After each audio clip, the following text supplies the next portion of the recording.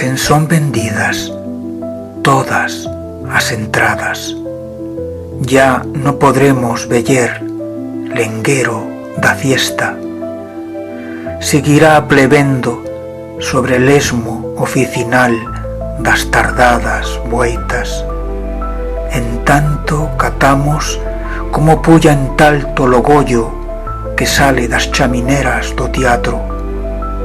Crexerá la molsa en as paredes del alma y cayerán estrelas y flors entre as glarimas do tiempo.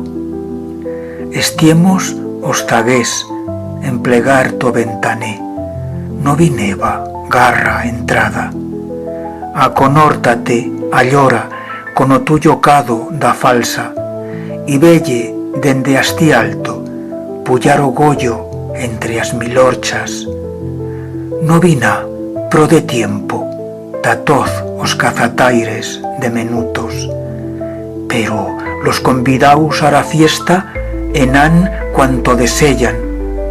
Conozco un viello revendedor de entradas, puede estar que encara en tienga beluna, len demandaré, y si viná, todos os dinés los me gastaré en una entrada, ta poder veyer lenguero da fiesta.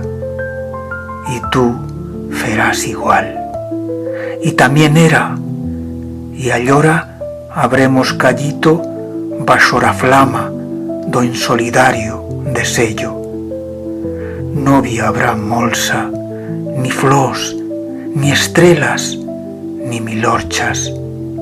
Cantará o tiempo a suya canta, puede estar que más trista.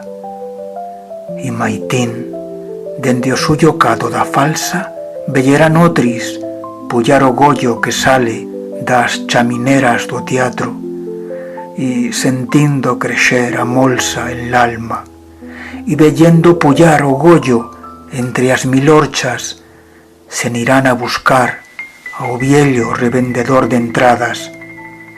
Li darán todos dinés que naigan, y lis dará una entrada, y serán cremaus por a flama.